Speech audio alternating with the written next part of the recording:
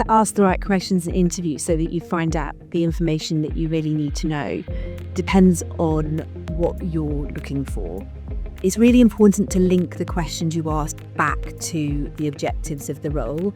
So even if you have a list of questions that you've asked for years, still making sure that those questions are relevant for this particular piece of recruitment. Rather than just having a checklist of what people have done, it's a great opportunity to ask how they've approached it. This will give you insight into how they tackle problems and how they come up with solutions. And that's where you can start to really imagine how well they would fit into your team and the value that they would bring. Probably one of the most important parts of interviewing is feedback. And not just the constructive feedback if that person's not progressing, but also the feedback on people that you're putting through to the next stage, because they need to know what they can work on as well. Feedback does two things. It helps you with the process, it helps them develop, but also helps your employer brand and gives people a really positive experience of the interview process they've had with your organisation.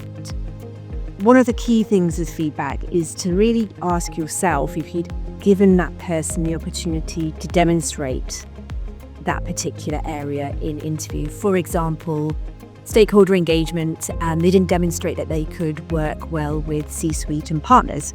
Or perhaps we didn't ask the right questions to explore that and they didn't have the opportunity to put that across.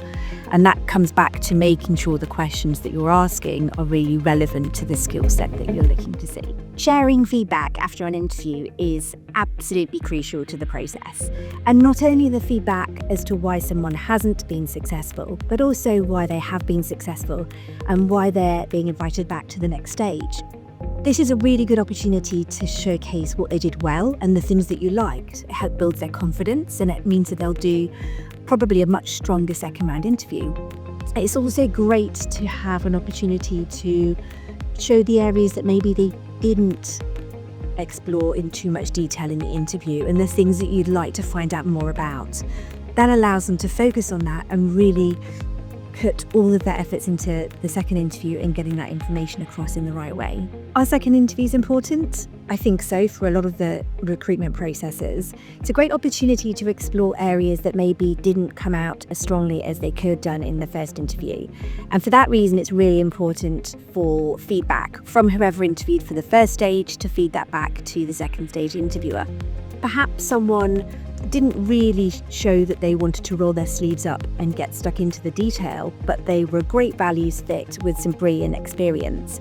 That's something you could really explore in that second interview and make sure that you're all happy with how that comes across and hopefully find the right person for your team. But it is really important to share that feedback and make sure that there's communication between first interview and second interview stage.